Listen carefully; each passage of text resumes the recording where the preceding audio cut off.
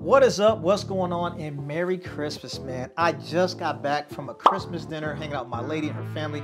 Had a great time, man, and I wanted to put out a video because I didn't want to let a whole week go by. And hopefully you have been good this year, and Santa takes care of you, man, because Santa is taking care of me. And as the title says, man, I finally bought a bike, and I bought the Factor Austro VAM. And I'm just going to talk about why I got this bike, how I came to that conclusion, and it's like, dude, I've been all over the place with bikes. I wasn't sure if I was gonna get a bike. I really wanted one, and then like people were selling used things, and the prices were kind of high. It's just so many options out there. The Cervelo S5, you got the Tarmax, the new Madone, but I settled with the Factor Austro VAM.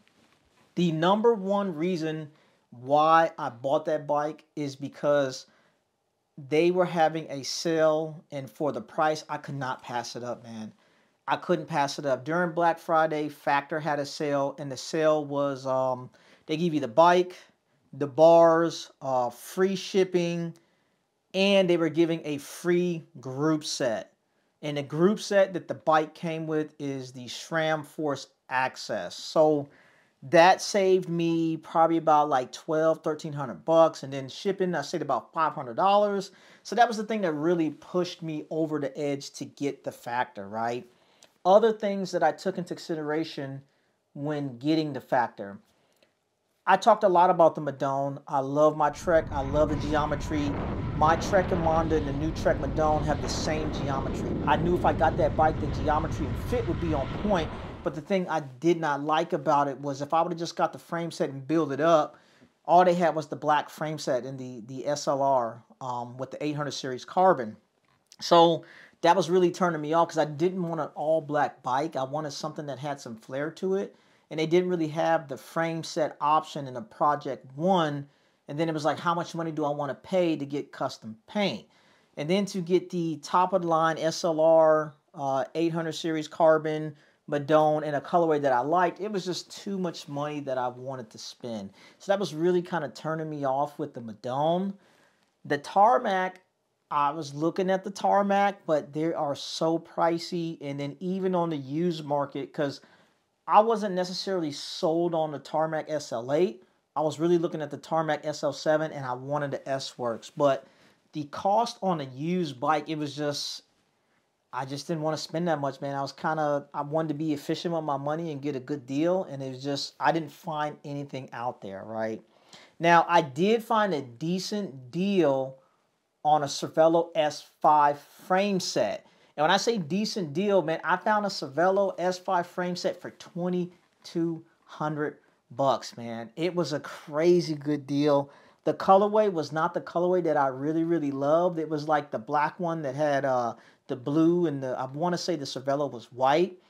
I talked to the dude. I was ready to make the deal. I was ready to pay him the money. But then he kind of started getting ghosts, and then I was asking him about all the little small parts, like putting the bar and stem together, and then like the derailleur hangers, and then he was saying like it didn't come with the through axles. It was just a bunch of stuff like that, and he was kind of getting flaky. And before I spend, $2,000, I need everything to be in order. And if I was trying to sell something, the least I would do is be communicating with the buyer about something that they want to purchase that they're about to spend thousands of dollars on. So I kind of pulled off of that Cervelo S5 deal, and then to get a Cervelo S5 new, once again, it was just too much money, man. And spending a lot of money for a bike, I wasn't against it, but I wanted the bike to be configured in my configuration. I didn't want to spend a bunch of money on a new bike and then have to go out and spend more money to change parts and be buying and selling stuff. That wasn't my intention if I was going to drop a lot of money. So all of that kind of led me to the Factor, man. So one of the things I always talked about is the integrated bar and stem. I've been rocking the Cannondale knot system. I did a bunch of videos on the channel if you want to check some of those out. But if I had to get a one-piece bar and stem, I really like the dang on Factor, man. The dang on new Aero bar and stem, the black ink joint. It's fire, man. It's the hottest bar on the market, in my opinion. And that's what I really wanted. So that was one of the things that pushed it over the edge. Me getting the bike, it came with the bars. More importantly, not only does it come with the bars, I get the specific size that I want. I can pick my stem length and I can pick the bar width, and it's done straight from the factory. Ain't got nothing to worry about. Another thing that led me to get the Factor is the custom paint. I got the custom paint option. I told myself, if you're going to do it, go ahead and do it right. I wanted something different. I wanted something with a flair. I wanted a little bit of pop. So I got the custom paint option. And for the custom paint option from Factor, it was only $500 additional dollars, man. That was on point. The only thing negative about getting the custom paint option was it put a little bit more time on the delivery of the bike, right? I ordered my bike, I want to say on November 22nd. And I'm hoping I might get my bike before the new year. If not, probably the first or second week of January, which I'm fine with. So that was another thing that pushed me towards the Factor market. And now a big thing that was a great selling point for me with the Factor Austral was when you buy the Factor bike, the carbon layup that's on the bike. Hey, real quick, if you are liking the content, please consider subscribing to the channel. Is the top carbon. There's no... what would this feel like? You know, because like I love my Trek, but I got a Trek, a Monda SL7, and it has the 500 series carbon. You know, Trek also has a 700 series carbon, and Trek also has the 800 series carbon. So I really do love my bike. I love the geometry. I love the fit. But in the back of my mind, I'm like, you know, does the 700 series carbon feel better? And does the 800 series carbon feel better? And before I got my disc brake Trek Amonda, I had a Trek Madone before, a rim brake joint, and it was the top of the line H1 fit, and it had the 700 series carbon. And my rim brake H1 fit 700 series carbon, the frame felt better than my newer disc brake Trek Amonda with the 500 series carbon. So looking at newer bikes, you know, that's kind of like with the Tarmac too. I found some good deals on a lower end Tarmac, but then it was like the 10R carbon. But I'm telling myself, if I get this bike, am I going to be thinking about, is the 12R carbon that much better? So when it came to different bike companies and different layups, or even like I was thinking about some of the Cannondale stuff, you know, before it was just like the Cannondale, then you had the Cannondale High Mod. But now they got the Cannondale bikes, they got the High Mod, and they got the Lab 71. So if I got a Cannondale, I know I really want a High Mod. But if I got the High Mod, is the Lab 71 that much better? So it was a lot of those things that was always like a real big consideration on whether or not I get that brand of bike. But that was like something that gave me peace of mind buying a Factor bike, knowing that I got that bike, it has the top of the line carbon. So those are the things that really like pushed me over the edge of getting the Factor bike. Having the top of the line carbon, having the custom paint option, it came with the free group set, and it has the bar and stem that I want. Not only does it have the bar and stem that I wanted, I was able to get it in the configuration that I got it in, and they had free shipping. All of those things put together, like, man, it was a no-brainer. I just had to get it, right? So moving forward to 2024, I am still looking at another bike, to be absolutely honest with you.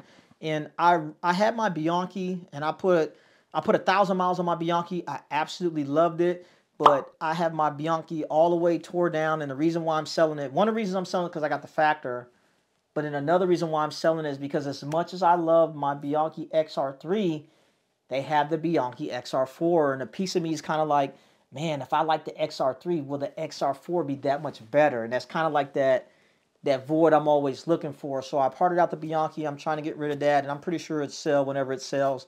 But after it sells, I think I might look for another Bianchi. But if I do get another one, it will be the XR4. I'm kind of like at a point where I want the top thing. If I get the top thing and I like it and I love it, then there's nothing else to desire from that brand. Because if I don't get the top of the line of it, I'm always kind of wondering, like, man, could it be that much better? So, you know, those are things I'm considering now where I'm at with the bike game, and how I feel about riding certain things, and then my different experiences with stuff.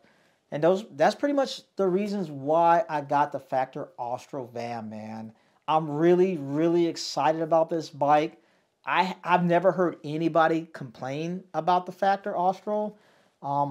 There's two guys that have them around here. There's one guy that's a regular. Another guy, he actually races overseas, and every time he comes home, he brings his bike and he's he's kicking ass on that dang on Austral van, man. So once I get mine, mine will be like, I guess like the third bike around here. But the other two people that got them, they just got like the standard bike. And I don't say standard like a base model joint, but it's just like they got it off the shelf. It's a certain color. Mine's going to be full custom, man. Full custom. I got 3 colors in my color scheme or my colorway of my bike. I will do some more content on this bike. I'm going to do a unboxing of the frame once I get it. I'm going to do a deep dive of the frames, kind of showing how it's put together. And I'm going to do like a build out showing all the components of everything that I'm going to put on the bike. And then, of course, me putting it all together, first ride, all that stuff. So it's going to be a bunch of Factor Austral VAM content coming, man. And another thing that I think is really dope about this is that when I'm on YouTube looking around, there's some people that there's some content about the Factor Austral on YouTube, but I don't think they deliver the information like in a easily digestible format, shall I say, or just like I'm gonna just keep it real with you, man, and tell you what it is. I'm not gonna be like, you know, the bike is super stiff, it holds speed well. I'm gonna give you some real world, you know, from a recreational cyclist. Like I said, I ain't got no crazy FTP. I'm not racing. I'm just a guy that like to ride his bike, man. I'm an everyday user, everyday consumer, regular recreational cyclist, and that's the feedback I'm gonna give you. And I think that's what the people want, man. And riding a couple different bikes and building on my bikes, knowing the ins and outs of it, I'm gonna give you some information that I think you want to hear, man. And I'm looking forward to delivering to you. But once again, Merry Christmas from Mr. Rob Armstrong. And at this time, that's all I got for you, man. Look out for that Factor Austral van. It's coming.